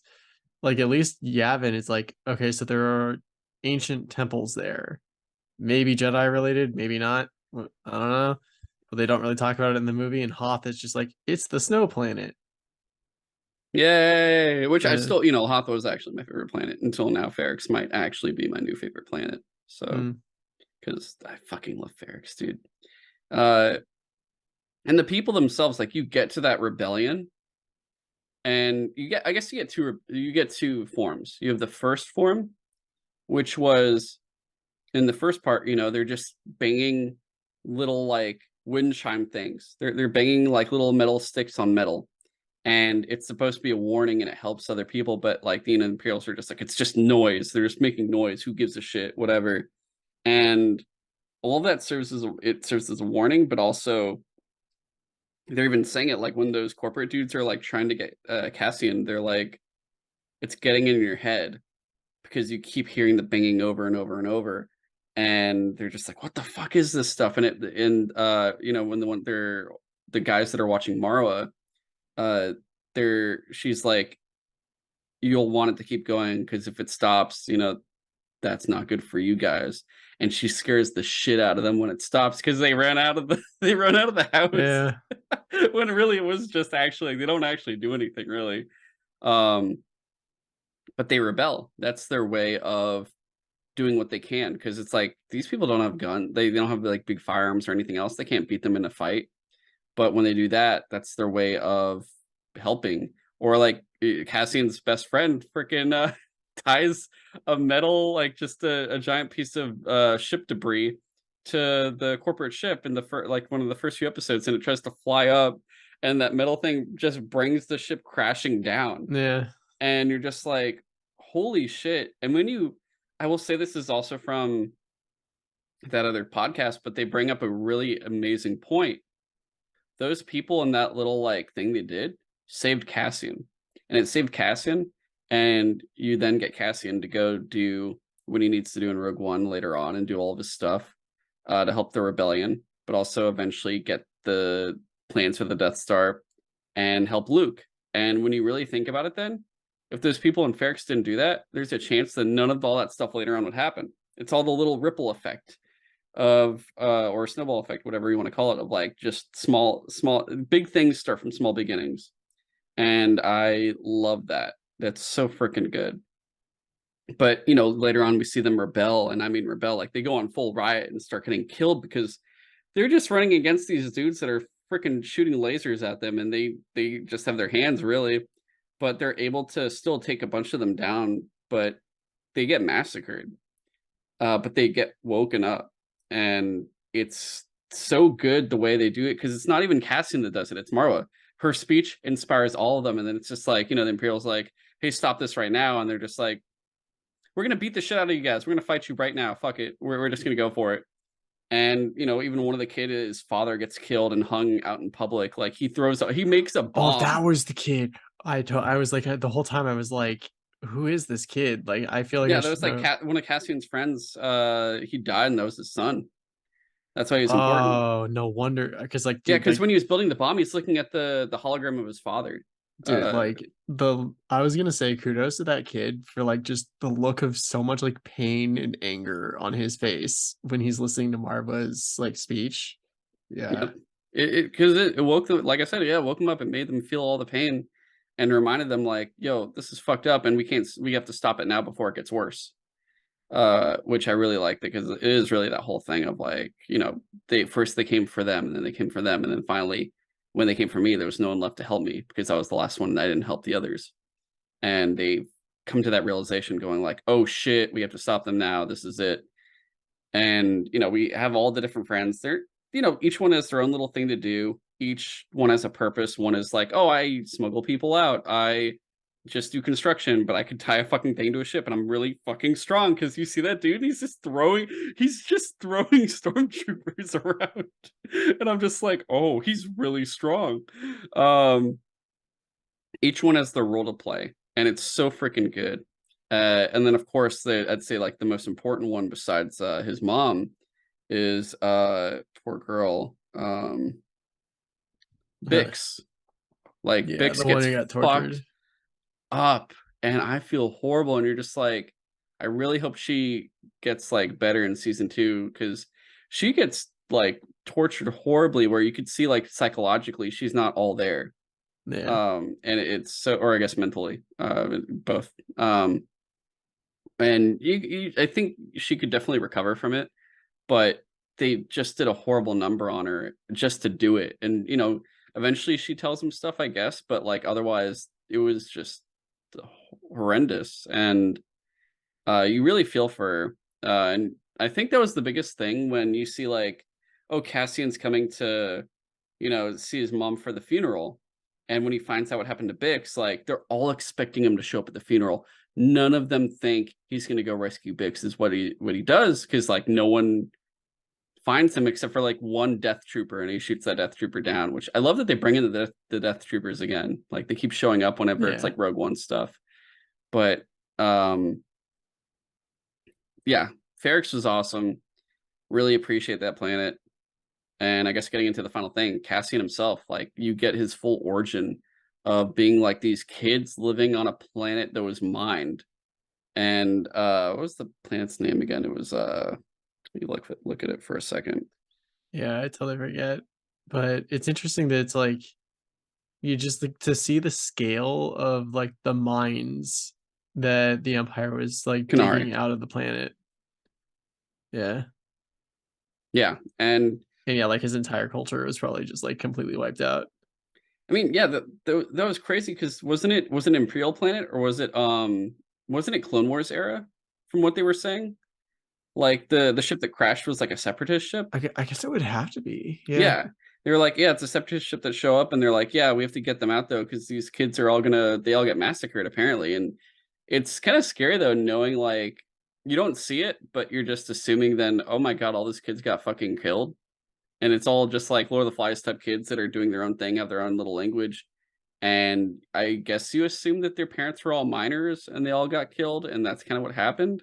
But yeah, one of them is Cassian's little sister, and she's like the only one that didn't go with them to like raid the ship of supplies.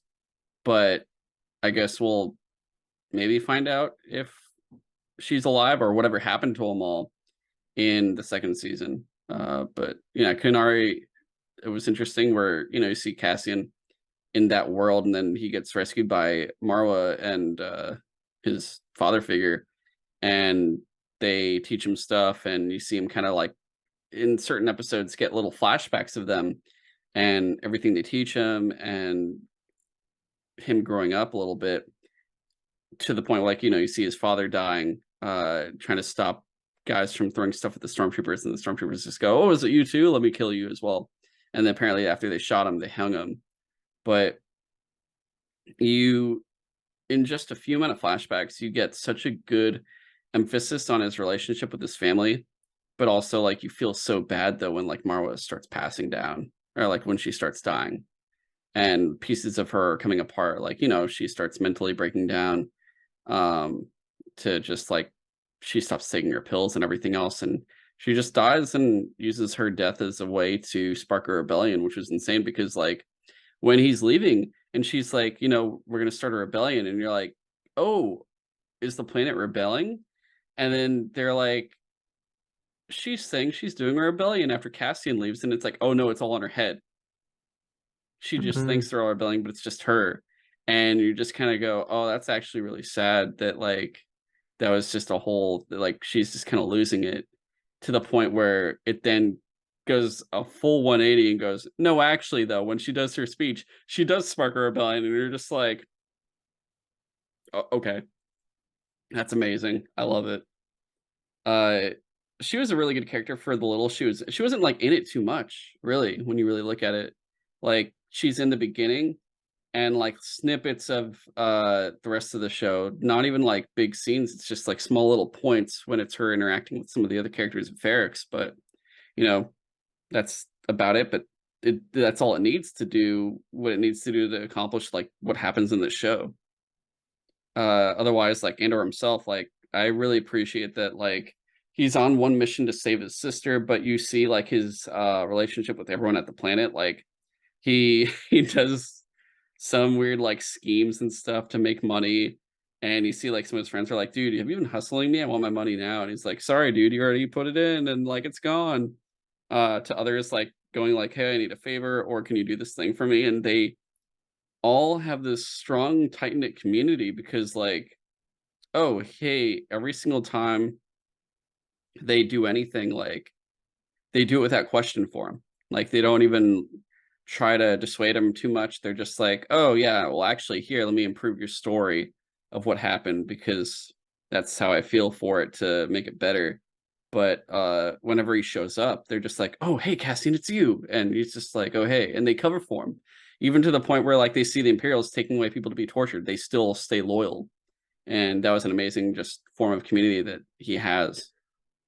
Um was there anything special about Cassian or his relationships that you thought were like really big? No, I think we pretty much covered everything. Okay. Overall, like I said, I think that's really everything for the show. Amazing. I loved it a lot, and I am excited for season two. And I love that you go on Twitter and everyone's like, "I'm so depressed that we have to wait till like Yeah. 2024 for season two." And I'm like, that does seem like a long ways away. Actually, shit. Uh, and then what's going to take a lot shorter to talk about? Tales of the Jedi. It's like honestly 6 10-minute episodes, and 3 of them are for Count Dooku, and 3 of them are Yeah, I for wasn't Ahsoka. expecting to be so much like, I thought it was gonna be, like, all different, like, stories, but it was, like, half of it did feel like it was Ahsoka stories, and the other was, like, Dooku It was with a little bit of Qui-Gon Jinn thrown in, which was a little interesting. bit, just yeah, kind of being there, but like, yeah, that was the plan. Like when they first announced the show, I thought it was going to be a bit more Jedi, but then they said like, oh, the show's going to be about these two characters, at least for this first volume, maybe. And I'm like, oh, okay, so it's Dooku and Ahsoka, and you know, for I guess Ahsoka, for Dooku first, like you get his whole kind of, Yeah. it's just his path to becoming Palpatine's apprentice. Yeah, as much as I like Ahsoka as a character, I think the Dooku's episodes were more interesting Oh, very much so. They 'cause, were I they were sad. especially like the first episode where you see the senator who's just, like, essentially abandoned his people and his planet, and he's just like, I'm the one in charge. I have all the power. You just do what I say." And like he's even bossing around the Jedi. He's like, "Hey, these people kidnapped my son. I order you to like either kill them all or just like take my son back." And uh Dooku's just like, "No, fuck this. You need to die." And he like almost kills him. Yeah, and Qui-Gon stops him. Yeah. And you see the first part of like, oh, the Senate is corrupt to an extent, and we're here for them. And he's like, no, we're here for the Republic. And then the next one we get the assassination of a Jedi, and apparently Mace Windu's still a Jedi Knight here, which was interesting. But you find out like Dooku's also still like, we shouldn't be answering to the Senate. We should be doing more of like what's best for the galaxy, and agrees with like the guy that assassinated the senator or like assassinated the Jedi, but he's still like, you assassinated a Jedi, you're still fucked. Um, I think in the final one we see him, he's already been turned, and he's just like working undercover. He does like the whole Sifo Dyas stuff, Dude, I felt erases so bad for Camino. Yaddle because she's just like, there's still a chance to like stop this and to like fix things, and he's just like, no, there isn't, and he straight up kills her. Yeah, and it was, dude, it was sad, like, watching, because honestly, when you really look at it and you look at the prequels, you look at the Clone Wars, and you look at this, which, this is the Clone Wars animation, it was very top-tier animation.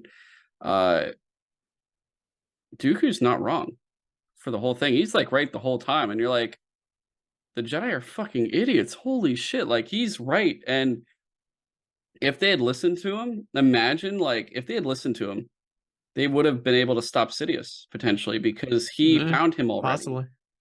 And I mean, it doesn't show you how he met Sidious. That's still like in the air of like what exactly occurred. Especially it was during the time of the Phantom Menace. Like he knew it when Maul was his apprentice. Like they had an agreement. He wasn't his apprentice yet, which was crazy because like it went from, yeah, we have like a partnership of working together to, hey, I'm your apprentice. And like it's kind of a downgrade though, isn't it? Like a little bit, but uh otherwise it was just interesting, and I liked his design of his younger self.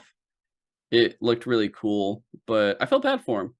I felt bad for him, but then like you see how he turned and you're just like, fuck. He went from like wanting to do good for the Republic to pretty much just like, oh, we could do it my way, but it's gonna become a corrupt way in and of itself, the way he does it, especially you even see like the Separatist Senate in Clone Wars, and you're just like, Dooku kind of betrayed everything he stood for when he was younger too. And you even hear him talk like about like how Qui-Gon's wiser than he is. And you think about it and you're like, Qui-Gon was like wiser too. Like he also probably knew shit that the council didn't think about that would have helped a lot too. And it's kind of interesting that it's like a weird line. It's the Dooku line of Jedi that were probably the most like, I guess, what would you call it? Like thinking out of the box. Because it's like, what's the Dooku line? And you're like, Dooku, Qui-Gon, Obi-Wan, Anakin. And you're like, oh my god, those are like some of the best fucking like out of the box Jedi that really like had impacts, even though, you know, half of them turned to the dark side and the other half basically got killed by the dark side. Uh Yeah. so it was just interesting overall, and I loved it a lot. And then, you know, Ahsoka, you get her little origin of how she's born, and her little like awakening of the Force to her. I liked the training with her and Anakin. That was That really was really cool. sweet. I like that one a lot. And how it led Especially, into yeah, like how it ended with like the I forget what episode that was, but it was like basically after Order the final 66. season. Yeah. And it's just like let's hope this training like that training works because like yeah, she basically had to like go through a horde of Yeah, it clone was no troopers. longer blasters set to stun. It Yeah. was to kill, which was really sad. I think it was even sadder that it's like, yeah, what happened? You got knocked out cold. I was out for an hour. Yeah, Jesse hit you pretty hard. Sorry, General. And it's like, you know, Jesse's like the ARC trooper that leads the attack against her, which is so sad. Yeah. God, I wish Jesse didn't die though. And then that final episode, with the first Sith Inquisitor, I Dude, that guy guess. looked super cool. Also, Dude, the that entire fucking time mask. I was like, dude, Reaper from to, Overwatch. Overwatch. Yeah, the bird mask was interesting, and I really wanted to see a face if she saw it was like someone she knew or something, but it I was love just how like a, she like she didn't even have a lightsaber. She just like stole his and like I love how quick the fight was with her. Like and the fact that he's like, it can't be. You're supposed to be dead.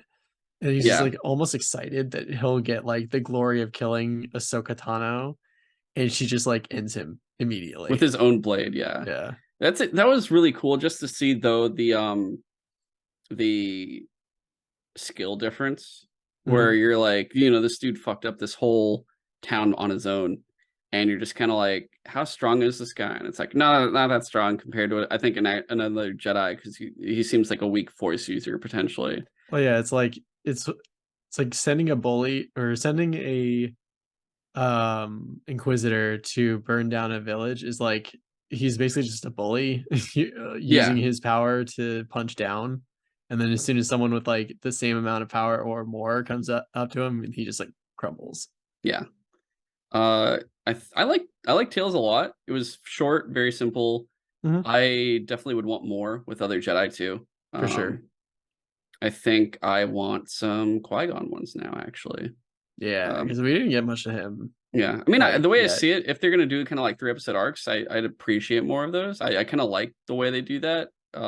If they do a volume two, what would your two be that you'd want? Qui-Gon's a good bet. um I mean honestly some Obi-Wan would be cool as Obi-Wan? Okay. well. I'm gonna be more obscure. I'll say Qui-Gon, and I'm gonna say Kit Fisto. Mm. Yeah, I want to see big green tentacle man. I'd love some of his stuff because he's dope, and he's really powerful. And the fact that he just gets cut down by Palpatine, I was always just like, fuck. But Yeah, I think Fisto would be a really fun one to see. Otherwise, last thing, the Ghibli Star Wars short, which, we all were like, oh, I think we already talked about it at the beginning of the show, right? You already Yeah, said it's it. like it's Yeah. too good to be true. And then it was. But it was this cute little thing of Grogu with the little dust mites from like Yeah, Totoro the and soot balls. Yeah, they're like in Totoro and Spirited Away. You've seen Yeah. those two movies specifically. And it's very cute. The music's very nice. It's like Yeah. it's the Grogu theme from The Mandalorian, but it's a really cute little thing and it's fun for like 2 They give minutes. him a flower. Yeah, it's really nice, honestly. But it's also a very well-timed reminder right at the holiday season when shopping is about to really start to remind the family, "Hey, don't you guys wanna go buy some Grogu stuff?" That's I'm fair. just I'm just saying. I'm just saying perfectly timed, makes kinda merchandising, Disney. I see what you're doing. Um, Otherwise, yeah, it was cute, but I was really hoping for a, like, film or something, a special that Yeah, was, I like, wasn't big expecting it to sized. be 3 minutes long. Yeah. Like, if it was, like, 20, that'd be nice, And also but not about yeah. Grogu. Like, I get it's just a cute little no brain thing. It's just turn your brain off, watch thing. Cool. Now go buy toy. But and I think for Ghibli, what I really want them to do is like I think the primary film I'd want to see more something of like is like Nausicaa or like Princess Mononoke type. Yeah, when you asked about it, like, towards the beginning of the show, like, my mind immediately went to just, like, do, uh another coming of age movie that they do. Like, Ghibli is really good at that, of, like, just someone setting off on their first adventure and, like, learning who they are and, like, what's important to them and what's important to the world and stuff like that. And a force sensitive person, like, going off and learning how to be a Jedi for the first time is, like, perfect for a Ghibli style film. Incredibly, yeah. I honestly that and just you could show a world.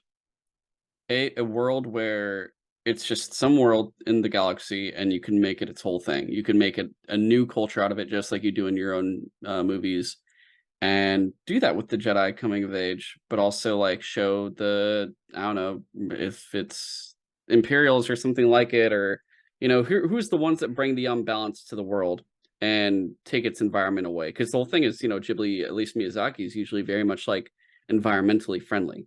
Like, it's Also always about that, the yeah. environment, so you could do that kinda thing where it could be some honestly, like, some corporate thing, like the separatists always had the corporate shit going on. You could have that being the enemy for it, and it's about this force user figuring out how to stop them and saving his people and his planet. Like that would be, or her planet. Like it would be actually more likely her planet when I think it's like Miyazaki. Uh, it would be really cool to see that kind of thing, and we kind of get a snippet of that really with Star Wars Visions of like what people do in those shows, especially like was it the Ninth Jedi or something? The 12th Jedi? The Oh, I one don't where it's like it remember. shows like the girl, her father makes all those lightsabers, and the Jedi that they made the lightsabers for are actually all Sith for the most Oh, part. yeah. Like that one. That felt Ghibli-ish a little Mhm. bit. Like you could go in that vein. Like we've seen with Visions that it's possible to do something like that. So I definitely want more of that. And I also want a volume 2 of Visions. Holy shit. Like there's a lot of like follow-ups I want from that. Well, actually like 3 or 4. 3. I like 3 of them. The rest you don't have to do more of, especially not Tatooine Rhapsody. Uh, I don't need the fucking band Tatooine thing again. But yeah, I think that's everything. Um, this is why I didn't want news or an intro because I knew Andor by itself would be massive, and then throwing in Tales of the Jedi in this little short. But that's been the show, and you guys can comment, give us feedback, or ask us questions by writing in at sutrosidetalk@gmail.com. It's just title of the show, gmail.com. You can send us anything about that. We can answer questions like I said, this coming month for December, we're gonna do an episode on God of War Ragnarok, probably Avatar, Way of Water. If we can beat it this month, Callisto Protocol, we'll see. And whatever else we got time for, I'm not too sure exactly what else is going to happen this coming month, but there's plenty of content of everything from games, movies, television to talk about either way. Um, you can follow the show at Sutro Sidetalk on TikTok, Instagram, and Twitter. One word, Sutro Sidetalk. You can follow James on Twitter at InvaderJim124, and you can follow me on Twitter at GoGoComzilla. And of course, subscribe on whatever platform you're listening to, whether it's Apple Podcasts, you can give us a 5-star review for that as well. Spotify, you can rate us. And if it's YouTube, you can also give us a like besides subscribing. That would really help us out. And of course, share the show with your friends, family, anyone who you think would be interested in this kind of content, whether it's like talking about movies, games, television, that kind of stuff. That would really help us out, getting us more listeners or viewers. Be very, very grateful for that kind of thing, especially since we don't ask for money. Otherwise, that's been the show, and we'll have more for our final month of 2022. See you guys next time. So long. Thanks for listening.